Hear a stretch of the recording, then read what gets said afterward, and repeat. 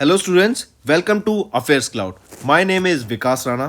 Students, हम best of the best current affairs provide करते हैं।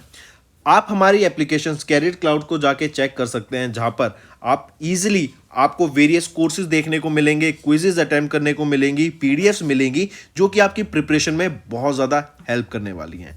हमारा जो सेशन है, हमारा जो कोर्सेज है, ये क्यों टॉप नॉच रहते हैं? क्योंकि जो हमारी एप्लीकेशंस हैं, हम यहाँ को वेराइटी ऑफ क्वेश्चंस प्रोवाइड करते हैं, वेराइटी ऑफ नोट्स प्रोवाइड करते हैं, जहां पर आपको कंटेंट मिलेगा both Hindi as well as English में। आपको क्या करना है, हमारी एप्लीकेशन को डाउनलोड करना है गूगल ऐप स्टोर से, जो कि आप इजीली कैरियर्स क्लाउड के नाम से सर्च करके डाउनलोड कर सकते हैं। And once you have downloaded, आपको लॉगिन करना पड़ेगा with your Gmail ID. And login करने के बाद आपको हमारी जो भी कोर्सेज हैं वो यहाँ पर आपको सारे देखने को मिलेंगे। जो भी आपको क्विज अटेम्प्ट करनी है वो देखने को मिलेगी। आपको ई बुक्स मिलेंगी, यहाँ पर पाथ मिलेंगे आपको। एंड जैसे मैंने आपको बताया, हम डेली बेसिस पे, वीकली बेसिस पे और मंथली बेसिस पे करंट अफेयर्स अपलोड करते हैं, both in Hindi as well as English language. यहां पर आप देखेंगे जो डेली बेसिस पे आपको नोट्स प्रोवाइड किए जाएंगे, फिर आप यूट्यूब पे वीडियो देख सकते हैं, उसके बाद आप आके इस एप्लीकेशन पे क्विज अटेम्प्ट कर सकते हैं डेली बेसिस पे, जो कि बहुत ज़्यादा हेल्पफुल रहने वाले हैं। सिमिलरली वीकली बेसिस पे भी आप ये करेंगे, जो करंट अफेयर्स हैं उसकी आपको पीडीएफ मिलेगी एंड आप क्विज अटेम्प्ट कर सकते हैं वीकली बेसिस पे भी, जो कि आपकी प्रिपरेशन को एक स्टेप आगे लेके जाएगा। एंड फिर ऐसे ही जो मंथली बेसिस पे आपको 100 क्वेश्चंस की इंपॉर्टेंट पीडीएफ मिलेगी, वो आप रिवीजन के लिए एक बहुत अच्छा सोर्स रहेगा आप सभी स्टूडेंट्स के लिए जो गवर्नमेंट एग्जाम एस्पिरेंट्स हैं। इसी के साथ साथ आप देखेंगे, हम बैंकिंग और इकोनॉमी के करंट अफेयर्स प्रोवाइड करते हैं आपको। हम state wise current affairs provide करते हैं, चाहे वो उत्तराखंड, उत्तर प्रदेश, त्रिपुरा, तेलंगाना, कोई भी स्टेट हो। नॉट जस्ट दिस फ्रेंड्स, इसी के साथ साथ देखेंगे हम आपको टॉपिक वाइज करंट अफेयर्स भी प्रोवाइड करते हैं, और ये टॉपिक्स बहुत ज़्यादा इंपॉर्टेंट होते हैं। टॉपिक्स देखें तो जैसे important days, national affairs, international affairs, sports, defence, science and technology, apps and web portals, name the topic, और आपको उस टॉपिक के यहाँ पे करंट अफेयर्स देखने को मिलेंगे। जो भी गवर्नमेंट स्कीम्स लॉन्च की जाती हैं, जो भी एमओयू साइंस किए जाते हैं, जो भी इंडेक्सेस एंड रिपोर्ट्स आती हैं, वो सारी हमारे द्वारा कवर की जाती हैं, ताकि स्टूडेंट को one of the best experience मिल सके करंट अफेयर्स का, और उनको इधर उधर ढूंढना ना पड़े कंटेंट, जहां पर हम आपको सारा कंटेंट एक ही जगह पे प्रोवाइड करा देते हैं। हेलो एवरीवन, कैसे हैं आप सब? आई होप आप सब अच्छे होंगे। तो दोस्तों, आज की वीडियो में हम 11 फरवरी के इम्पॉर्टेंट करंट अफेयर्स डिस्कस करेंगे। काफ़ी इंपॉर्टेंट सेशन रहेगा, एंड तक बने रहिएगा। ऑल्सो फ्रेंड्स, कल मैंने आपको होमवर्क क्वेश्चन दिए थे 3, उनका करेक्ट आंसर आ गया है। दीपक यादव ने सभी आंसर ठीक दिए यहाँ पे। सो दीपक यादव, कॉन्ग्रेचुलेशंस, आपके सभी आंसर ठीक है। एंड जिनको भी अपने आंसर मैच करने हो, वो यहाँ से अपने आंसर्स को मैच कर सकता है। चलिए आगे बढ़ते हैं पहले क्वेश्चन की तरफ। मिशन अंत्योदय सर्वे, मिशन अंत्योदय सर्वे ये किसके द्वारा लॉन्च किया गया था, और ये क्या मिशन है बेसिकली, बताइए। तो याद रखेंगे, मिनिस्ट्री ऑफ रूरल डेवलपमेंट। अगर मिनिस्ट्री का नाम पूछा जाए तो मिनिस्ट्री ऑफ रूरल डेवलपमेंट के द्वारा इसको लॉन्च किया गया था। यहाँ पर व्यक्ति के नाम दे रखे हैं ऑप्शन में, तो हमारे यूनियन मिनिस्टर गिरिराज सिंह के द्वारा आपका ये मिशन अंत्योदय सर्वे लॉन्च किया गया है।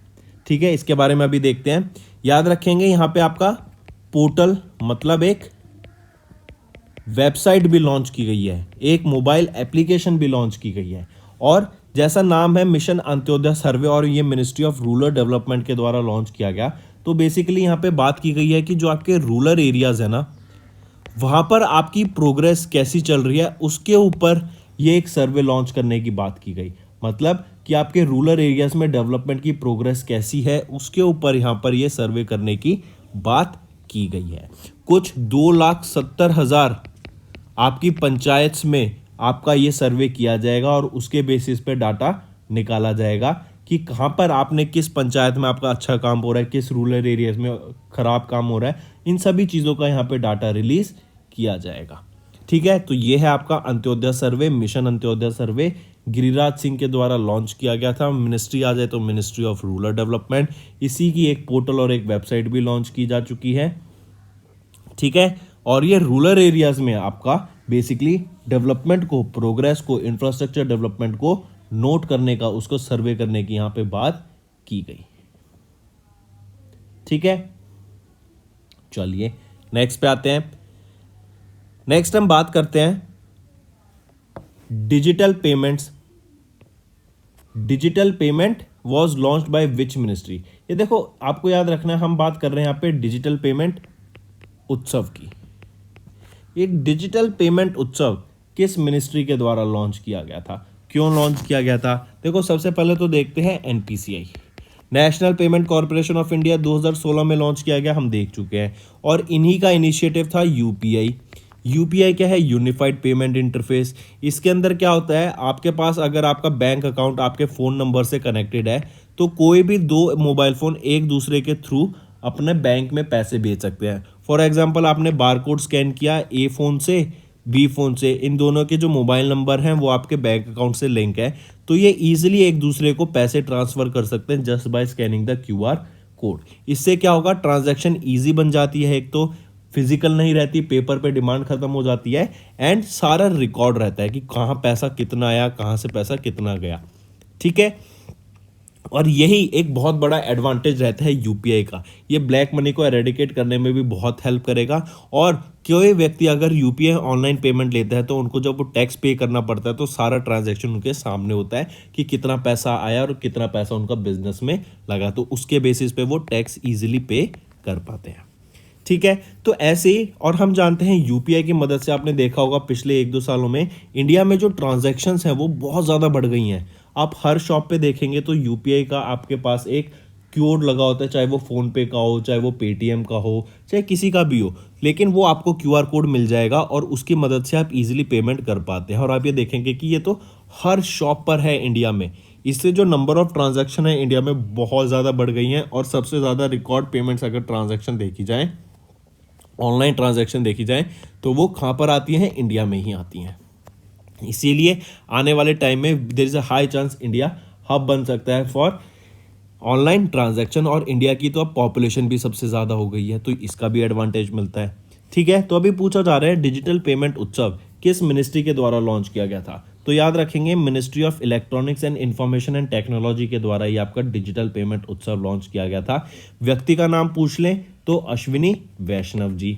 ठीक है, ये जो कैंपेन था ये पार्ट है G20 का digital economy working group event का, जो कि एम करता है कि इंडिया को हम डिजिटल ट्रांसफॉर्मेशन की तरफ ले जाएं।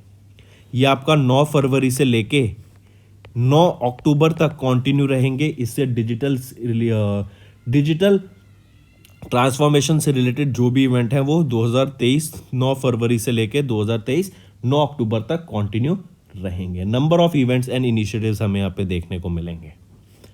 ठीक है, चलिए नेक्स्ट पे आते हैं। फिर एक चीज और, अगर मैं एनपीसीआई की बात करूं, एनपीसीआई कब आया था? 2016 में, ये हम देख ही चुके हैं। इसके अलावा याद रखेंगे यूपीआई 123 पे, ये now is accessible to more than 20 languages through a collaboration between UPI and national language translation mission. अगर हम देखें नेशनल लैंग्वेज ट्रांसलेशन मिशन, ये क्या है? ये एक मिशन है जिसको हम बोलते हैं मिशन भाषिनी। और इसके अंदर क्या है, जैसे हम जानते हैं इतनी ज़्यादा रीजनल लैंग्वेज है इंडिया में, इतने डायलेक्ट्स आ जाते हैं, तो उसको एक लैंग्वेज से दूसरी लैंग्वेज में कन्वर्ट करने के लिए easily using artificial intelligence and machine learning, ये आपका मिशन भाषिनी लॉन्च किया गया था, नेशनल लैंग्वेज ट्रांसलेशन मिशन। ठीक है, चलिए जैसे आपका गूगल ट्रांसलेट क्या करता है, वो भी तो यही करता है कि एक लैंग्वेज को दूसरे लैंग्वेज में कन्वर्ट कर देता है। ठीक है, सिमिलरली आपका मिशन भाषणी होगा कि इंडिया में इतनी रीजनल लैंग्वेज है, तो एक लैंग्वेज को दूसरी लैंग्वेज में इजीली कन्वर्ट कर सके और उसको समझ सके, ये लॉन्च किया गया था। मूविंग ऑन, नेक्स्ट आ जाता है, अभी रिसेंटली गवर्नमेंट ने अप्रूव किया the commercial use of which fertilizer, commercial release कह लो, यूज कह लो, ऑफ विच फर्टिलाइजर, तो वो रहेगा नैनो डीएपी, जिसको बोलते हैं नैनो डाई अमोनियम फॉस्फेट। अब हम जानते हैं जब यूक्रेन में वॉर हुई, यूक्रेन और रशिया की वॉर हुई, तो Ukraine as well as Russia ये one of the largest exporter होते थे यूरिया के। ठीक है, और यूरिया हम जानते हैं जब हमारी क्रॉप्स ग्रो होती हैं, हमें क्रॉप्स के लिए जो न्यूट्रिएंट के तौर पे यूरिया की डिमांड रहती है। इससे क्या होता है, जो क्रॉप्स को न्यूट्रिएंट मिलता है, जो क्रॉप का फूड होता है बेसिकली, हम इसको वो कह सकते हैं। अगर ये कम क्वांटिटी में जाएगा तो आपकी जो क्रॉप्स हैं वो ख़राब हो जाएंगी, फसल अच्छे से नहीं हो पाएगी, जो उपज है वो कम होगी, हार्वेस्ट कम होगी। ऑलराइट, लेकिन ऑन द अदर हैंड फिर हमने देखा इसकी जो डिमांड है इंटरनेशनल लेवल में बढ़ गई, इंटरनेशनल मार्केट्स में बढ़ गई, क्योंकि यहाँ से तो सप्लाई बंद हो गई थी। तो ऐसे ही इंडिया ने एक एग्रीमेंट साइन किया था, government to government agreement Nepal के साथ for the supply of urea. और अब गवर्नमेंट ने बोला है कि जो कमर्शियल रिलीज है फर्टिलाइजर ऑफ नैनो डीएपी, जो कि है नैनो डायमोनियम फॉस्फेट, उसको किया जाए, ताकि जो हमारी डिपेंडेंस है इंटरनेशनल मार्केट पे जो इंपोर्ट पर, वो कम हो सके। अगर जो करंट रिक्वायरमेंट देखी जाए इंडिया की, तो इंडिया इंपोर्ट्स रफली 25% of its annual urea consumption. जो पूरे साल में कंजप्शन होता है उसका 25% यूरिया तो इंडिया इंपोर्ट करता है, ठीक है। With more than half of it जो इंपोर्ट करता है उसमें से आधे से ज़्यादा हमारा वेस्ट एशिया से आता है एंड जॉर्डन से आता है, ठीक है। ऑल्सो इसका याद रखेंगे, जो इंपोर्ट्स है ना, it nearly contributes to 1/3 of the total domestic soil nutrient usage, जो कि एस्टिमेटेड है around 60 million tons per year. Also apart from this आप देखेंगे जो हमारा, अगर हम इसी को इंडिया में यूज करने लग जाए, इंडिया में बनाने लग जाए, हमारा डिपेंडेंस जो होगा दूसरे नेशंस पे वो कम हो जाएगा। हमने डिफेंस सेक्टर में भी तो यही किया है कि हमने जो हम पहले इंपोर्ट करते थे इक्विपमेंट्स को, हमने बोला कि नहीं, हम उसको इंपोर्ट नहीं करेंगे, हम उसको मेक इन इंडिया के इनिशिएटिव के अंडर इंडिजिनियसली ही बनाएंगे, हम उसको अपने घर में ही बनाएंगे। कोई भी प्रोडक्ट हो, कोई भी टेक्नोलॉजी हो, हम कोशिश करेंगे हम उसको इंपोर्ट ना करें, हम उसको इंडिया में ही बनाएं। और आप देखेंगे अगर हम इंडिया में ही बनाते हैं और अगर हम उस प्रोडक्ट को बना लेते हैं, तो even we can export that product to different parts of the world, different countries को हम वो एक्सपोर्ट भी कर पाएंगे। अभी करंटली देखें तो 1 bag of conventional DAP will cost around 1350 while a bag of will cost around 4000 rupees, ठीक। तो ये कुछ चीज़ें हैं आपको याद रखनी पड़ेंगी। जैसे अगर हम नैनो यूरिया की बात करें, इसकी एफिशिएंसी जो है वो मोर देन 80% आती है, वेरेस जो कन्वेंशनल यूरिया है उसकी एफिशिएंसी सिर्फ 40% के करीब रहती है, ठीक। तो ये काफ़ी ज़्यादा हेल्पफुल रहता है आपके एग्रीकल्चर के लिए। फिर इसी के साथ साथ देखेंगे जो ये नैनो डीएपी है, ये किसके द्वारा मैन्युफैक्चर किया जाएगा, इफ्को एंड कोरोमंडल इंटरनेशनल के द्वारा इस नेशनल नैनो डीएपी को मैन्युफैक्चर किया जाएगा। इंपॉर्टेंट पॉइंट मार्क करेंगे कि किसके द्वारा मैन्युफैक्चर करने की यहाँ पे बात की गई। नेक्स्ट आ जाता है गेल। गेल इंडिया का पहला ऑयल गैस पीएसयू बन गया to advance pricing agreement with CBDT. I repeat, GAIL वो पहला एडवांस प्राइसिंग एग्रीमेंट जो कंपनी बन गई है जिन्होंने जो entered into a advance pricing agreement, किसके साथ, Central Board of Direct Taxes के साथ, ठीक है, for determining the transfer pricing margin payable on its long term liquefied natural gas sourcing contract, जो कि यूएसए से है फॉर 5 ईयर्स, ठीक। डायरेक्टली इसको याद रखेंगे। नेक्स्ट पे आते हैं, नेक्स्ट बात करते हैं one of the most important questions आज के लिए, लिथियम। अभी लिथियम के रिजर्व मिले हैं इंडिया में, लिथियम की खदानें मिली हैं इंडिया में। कहाँ पर मिली है, वो मिली है union territory of Jammu and Kashmir, ठीक है। ये तो समझ लिया हमने, डायरेक्ट आंसर हो गया लिथियम का, बिल्कुल इजी हो गया। लेकिन आपको समझना पड़ेगा लिथियम क्यों इंपॉर्टेंट होता है, ये इसकी जो हमें रिजर्व्स मिले हैं ये क्यों इंपॉर्टेंट रहते हैं at the national level as well as at world level पे, इंटरनेशनल पॉलिटिक्स में, इंटरनेशनल मार्केट्स में ये क्यों इंपॉर्टेंट है कि इंडिया के पास अभी रिसेंटली लिथियम के रिजर्व फाउंड किए गए हैं। तो देखो ये जीएसआई के द्वारा फाउंड किए गए, जियोलॉजिकल सर्वे ऑफ इंडिया के। लिथियम की अगर हम बात करें, लिथियम एक बहुत इंपॉर्टेंट मटेरियल होता है। जब आपकी बैटरीज होती है ना, उसमें जो रिचार्जेबल बैटरीज होती हैं उसमें बहुत इंपॉर्टेंट एक मटेरियल होता है। आपने लिथियम आयन बैटरी का नाम सुना होगा, तो वो यही है कि ये बहुत एक तो हेल्पफुल रहती हैं और इनकी जो ड्यूरेशन है वो बहुत ज़्यादा लंबी होती है। जो इसकी चार्जिंग साइकिल होती है, इसमें भी बहुत ज़्यादा चार्जिंग साइकिल हमें देखने को मिलती है as per your normal batteries. फिर अगर हम देखें, आजकल हम देख रहे हैं, हम ट्रांजिशन कर रहे हैं to from non renewable source of energy to renewable source of energy, और इसमें नाम आता है सोलर एनर्जी का। सोलर एनर्जी हम कहाँ स्टोर करेंगे, बैटरीज में स्टोर करेंगे। सोलर एनर्जी को हम कैप्चर तो कर लेते हैं, हम उसको ग्रिड में भेज के लोग उसको यूज़ कर लेते हैं, लेकिन देयर इज़ अ टाइम जब हमारे पास मान लो एक्स्ट्रा एनर्जी है, हम उसको स्टोर करना चाहते हैं कि फ्यूचर में डिमांड बढ़ेगी तो हम इस एनर्जी को चैनल कर सकें, तो बैटरीज की ज़रूरत पड़ेगी।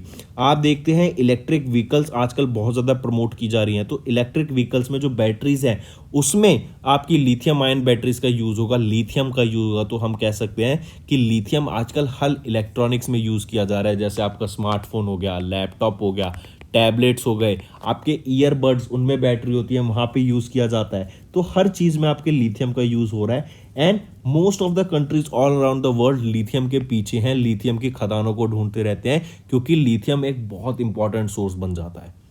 ठीक, और इसी का मिलना इंडिया में एक one of the best thing है। सोने पे सुहागा आप इसको कह सकते हैं कि लिथियम पे सुहागा हो गया ये तो, ठीक है, क्योंकि बहुत इंपॉर्टेंट रहेगा और इसकी बहुत ज़्यादा डिमांड होने वाली है आने वाले फ्यूचर में।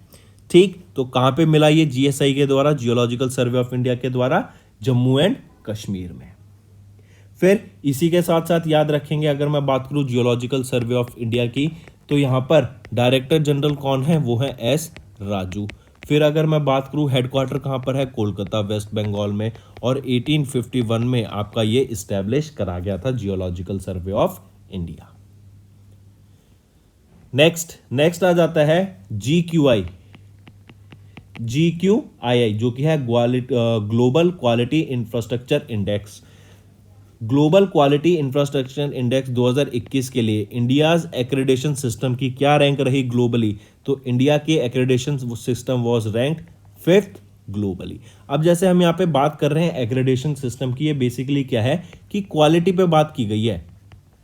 किसी भी चीज़ की आप क्वालिटी ले सकते हैं, जैसे मान लो सर्विस प्रोवाइड की जाती है तो वहाँ पर क्या क्वालिटी रहती है, इंफ्रास्ट्रक्चर की क्या क्वालिटी रहती है। अब जैसे मान लो आपसे अगर मैं पूछूं कि आप एक रेस्टोरेंट चलाते हैं, रेस्टोरेंट में आप किस रेस्टोरेंट पे खाना जाएंगे, या फिर एज अ कंज्यूमर आप किस रेस्टोरेंट पे खाना जाना पसंद करेंगे, कि जहाँ पर क्वालिटी अच्छी हो, जहाँ पे फूड जो है वो अच्छा टेस्टी मिलता हो, साफ़ सफाई होती हो, वहाँ पर गंदगी ना फैली हो, जो वेटर्स आए आपके, जो आपको सर्व करने आए वो आपसे अच्छे से बात करें, जो शेफ़ होगा वो अच्छे से फूड बनाए, किचन उनकी साफ़ सुथरी होनी चाहिए। तो ये क्या है, क्वालिटी पे बात की जाती है बेसिकली।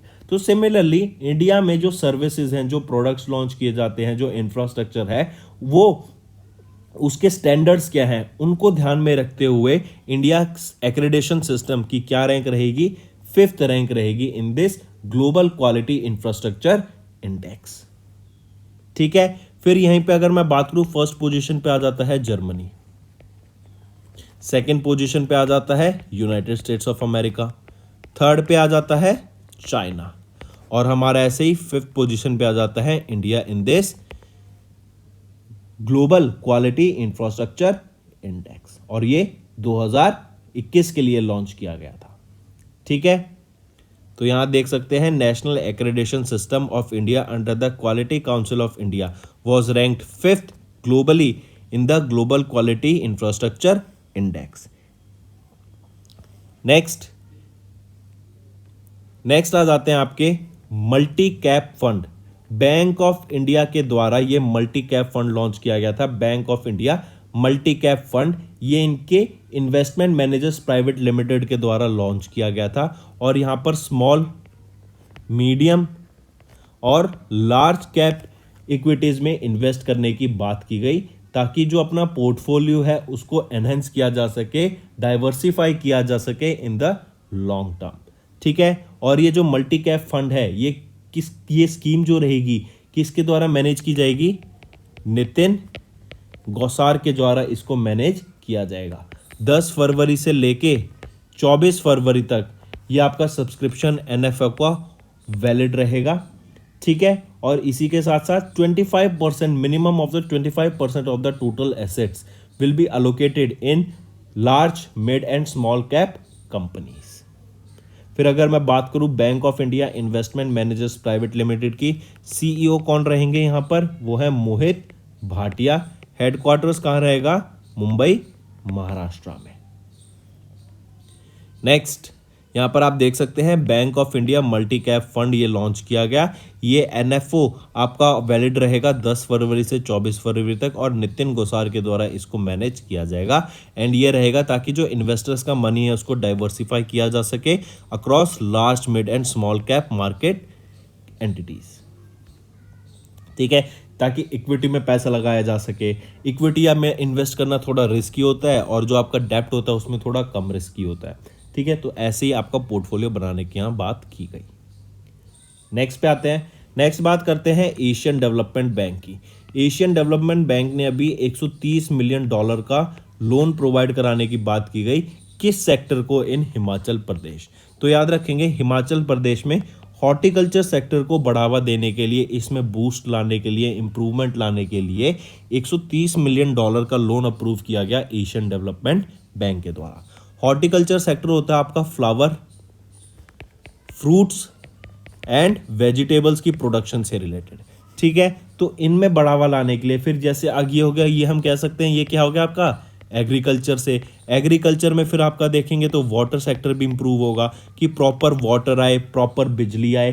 तो इन सब चीज़ों में पैसा इन्वेस्ट करना पड़ेगा और इन सब को इम्प्रूव करने के लिए, इन सब की कंडीशंस को और बेटर करने के लिए, नई नई टेक्नोलॉजी, नई नई फैसिलिटी प्रोवाइड कराने के लिए ही एशियन डेवलपमेंट बैंक ने यहाँ पर 130 मिलियन डॉलर का लोन अप्रूव करा गया है। और इसी के अंदर बात करें तो कुछ 6000 हेक्टेयर ऑफ लैंड यहाँ पर मैनेज की जाएगी अंडर दिस प्रोजेक्ट, जहाँ पर इरिगेशन, फार्म मैनेजमेंट, उन सभी चीज़ों का ध्यान दिया जाएगा।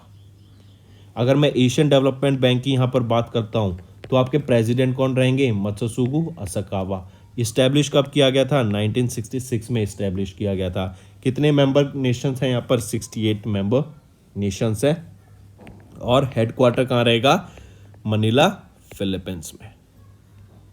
ठीक है, तो आप देख सकते हैं एशियन डेवलपमेंट बैंक ने 123 मिलियन डॉलर अप्रूव करे, जो कि 1072 करोड़ रुपीस आ जाते हैं for Himachal Pradesh agriculture production में बूस्ट लाने के लिए, यहाँ पे हॉर्टिकल्चर बिजनेस को प्रमोट करने के लिए, फार्मर्स इनकम को डबल करने के लिए, फार्मर्स इनकम को इंक्रीज करने के लिए।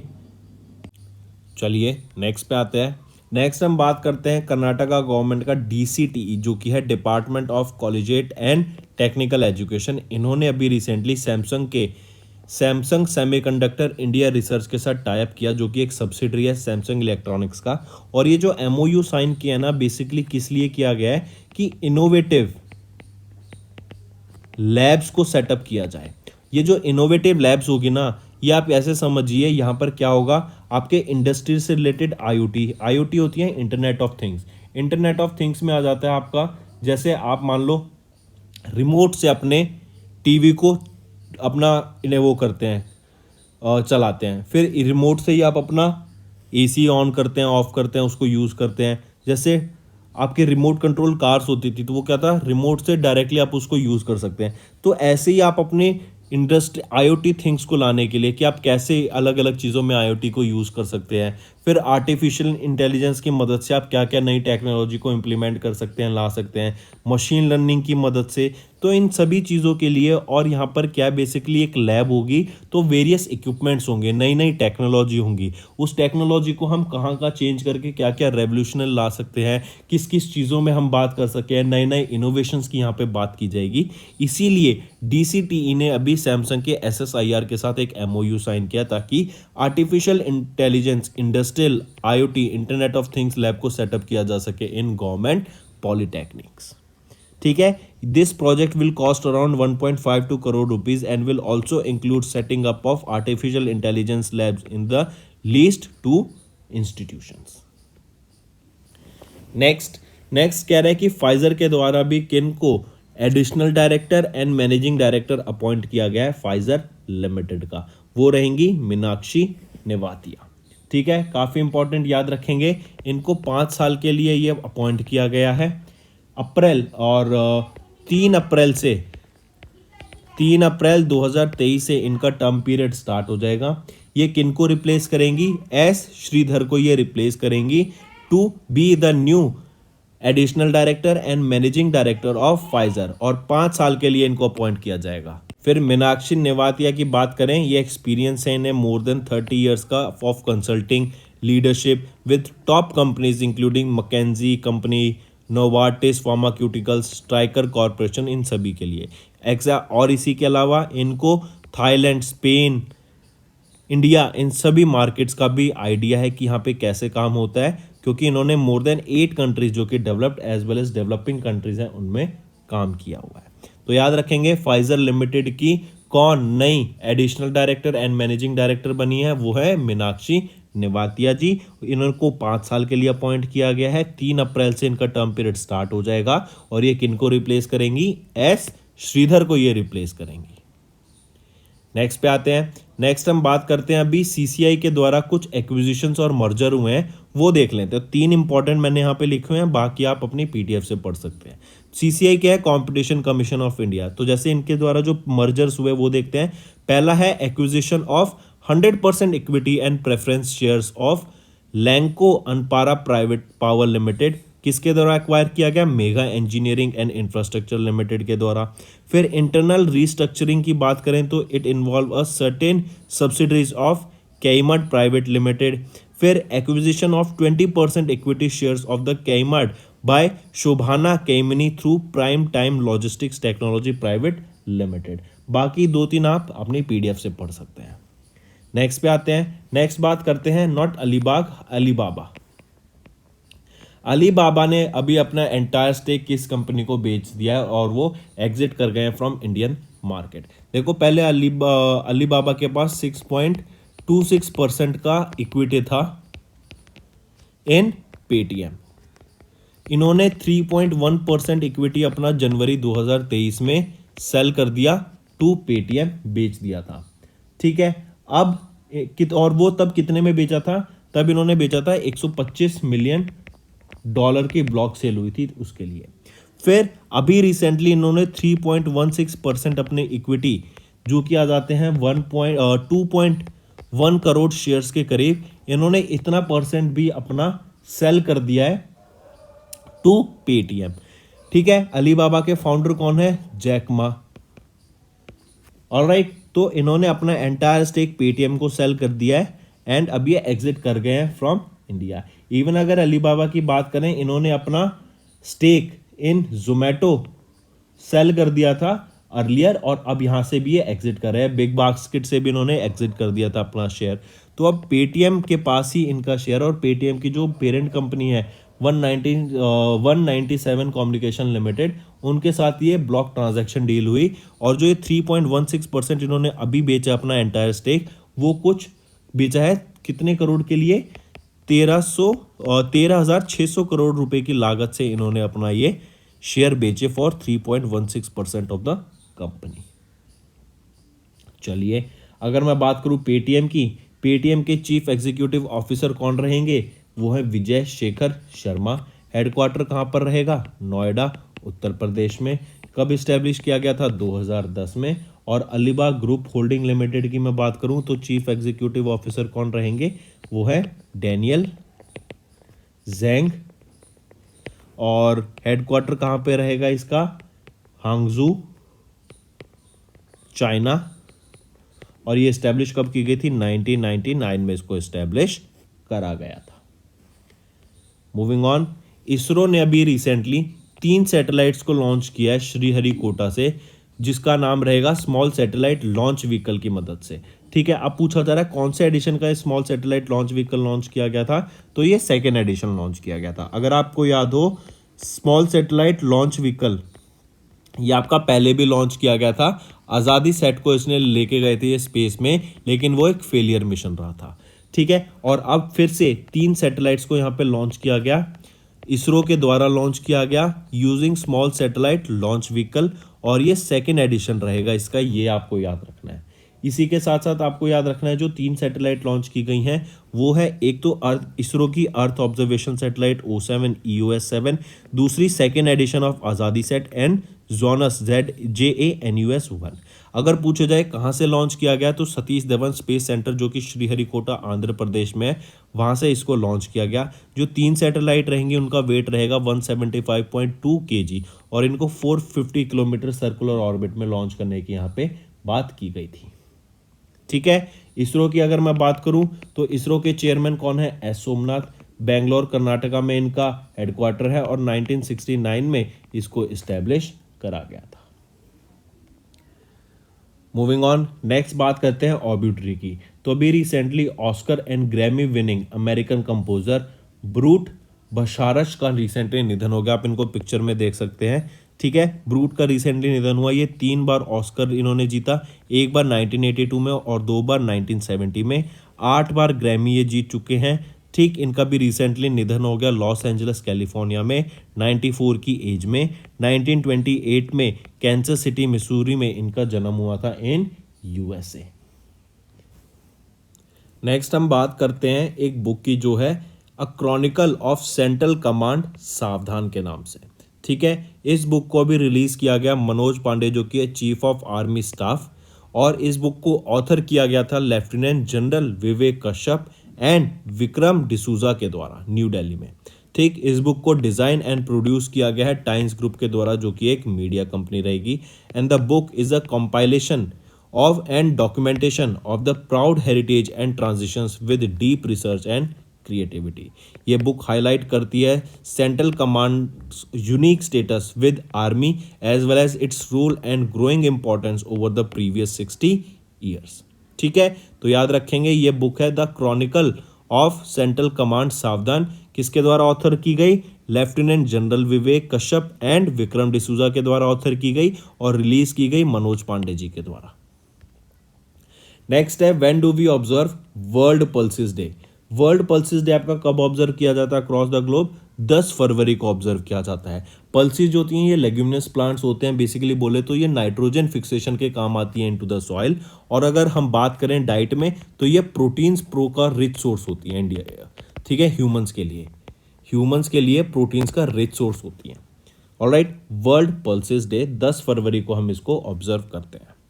नेक्स्ट यहाँ पे हम देख सकते हैं फिर जो थीम रहेगी आपकी वर्ल्ड पल्सिस डे की जो आपको याद रखनी है वो है pulses for a sustainable future. Alright, I repeat, world United Nations world pulses day ये एनुअली ऑब्जर्व किया जाता है across the globe on 10 February to recognise the value of these food items and to increase knowledge of the nutritional benefits of consuming variety of foods including pulses. और मैंने बताया soil में nitrogen fixation के काम आता है ये pulses, और ह्यूमंस इसको प्रोटीन्स के लिए कंज्यूम करते हैं। थीम रहेगी पल्सिस डे की pulses for a sustainable future. ठीक, नेक्स्ट आ जाता है national deworming day. National deworming day कब ऑब्जर्व किया जाता है? 10 फरवरी को हम नेशनल डिवॉर्मिंग डे ऑब्जर्व करते हैं। और याद रखेंगे साल में ये बाइनुअल इवेंट होता है, मतलब 2 बार ऑब्जर्व किया जाता है। एक तो 10 फरवरी को पहली बार और दूसरी बार आ जाता है 10 अगस्त को सेकेंड टाइम। ठीक है, और डीवॉर्मिंग होते हैं, ऐसे नहीं कहते कि आप पेट में कीड़े हो गए हैं तो उन कीड़ों को मारने के लिए ही ये दवाई दी जाती है। इवन आप देखेंगे तो गवर्नमेंट स्कूल्स में इंडिया में ये एक मेडिसिन प्रोवाइड की जाती है along with mid day meal ही, कि ताकि बच्चों के पेट में अगर कीड़े हो तो वो मर सके। तो और ये साल में 2 बार किया जाता है, एक बार 10 फरवरी को ऑब्जर्व करते हैं इसको और ये मेडिसिन दी जाती हैं, और दूसरी बार 10 अगस्त को। नेक्स्ट आते हैं अभी रिसेंटली मल्टीपल हेलीकॉप्टर रूट्स को लॉन्च किया गया इन असम, किसके द्वारा? पवन हंस लिमिटेड के द्वारा। और किस स्कीम के अंडर रीजनल कनेक्टिविटी स्कीम, उड़े देश का आम नागरिक के अंडर, ताकि रीजन्स को कनेक्ट किया जा सके, इसीलिए ये मल्टीपल हेलीकॉप्टर रूट्स को लॉन्च किया गया बाय पवन हंस लिमिटेड। ठीक है, याद रखेंगे किस कंपनी के द्वारा? पवन हंस लिमिटेड के द्वारा। क्या लॉन्च किया गया? एक मल्टीपल हेलीकॉप्टर रूट लॉन्च किया गया। कहाँ पर? असम में। किस स्कीम के अंडर? रीजनल कनेक्टिविटी स्कीम, उड़े देश का आम नागरिक के अंडर इसको लॉन्च किया गया।